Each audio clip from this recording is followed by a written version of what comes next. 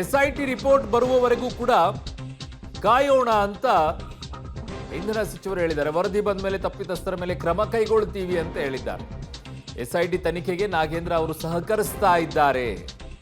ಸರ್ಕಾರ ಇದರಲ್ಲಿ ಯಾವುದೇ ಹಸ್ತಕ್ಷೇಪವನ್ನ ಮಾಡ್ತಿಲ್ಲ ಅಂದಿದ್ದಾರೆ. ಹಸ್ತಕ್ಷೇಪ ಮಾಡ್ತಿಲ್ವಾ?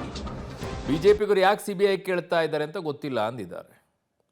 ವಾಲ್ಮೀಕಿ ಅದು ಇಮಿಡಿಯೇಟ್ ಆಗಿ ನಾವು SIT ಮಾಡಿದ್ದೀವಲ್ಲ, ನಮ್ಮ ಸರ್ಕಾರ ಗೊತ್ತಾದ ಕೂಡಲೇ SIT ಮಾಡಿದ್ವಿ. SIT ಅದು ರಿಪೋರ್ಟ್ ಬರೋ ತನಕ ನಾವು ವೇಟ್ ಮಾಡ್ತೀವಿ. ರಿಪೋರ್ಟ್ ಬರೋ ಮೊದಲು ನಾವು ಯಾಕೆ ಕನ್ಕ್ಲೂಷನ್ಗೆ ಬರೋದು ಅವರು ಇವರು SIT ಅವರು ಎನ್ಕ್ವೈರಿ ಮಾಡಿಬಿಟ್ಟು ಹೇಳ್ತಾರೆ. ಅದ್ರ ಮೇಲೆ ಯಾರು ತಪ್ಪಿದ್ರು ಅವ್ರ ಮೇಲೆ ಕ್ರಮ ತಗೊಳ್ತೀವಿ. ಅದರಲ್ಲಿ ನಿರ್ದೋಷಿಗಳು ಸಮೇತ ಆರೋಪಗಳು ಹೇಳ್ತಾ ಇರ್ಬೋದು. ಅದಕ್ಕೆ SIT ರಿಪೋರ್ಟ್ ಬರೋ ತನಕ ನಾವು ವೇಟ್ ಮಾಡೋಣ. ನೋಡಿ, ಯಾಕೆ ಒಬ್ಬ ವ್ಯಕ್ತಿ ಮೇಲೆ ಹೇಳ್ತೀರಾ? ತನಿಖೆ ಮಾಡು ನಾನಲ್ಲ ತಾನೆ. SIT ಅವರೆಲ್ಲ ಹೇಳಿದಾರಾ ಸಹಕಾರ ಮಾಡ್ತಾ ಇಲ್ಲ ಅಂತ ಹೇಳಿದಾರಾ? ನಿಮಗೇನಾದ್ರು ಹೇಳ? ನನಗೇನು ಹೇಳಿ, ನನಗೆ ಗೊತ್ತಿಲ್ಲ.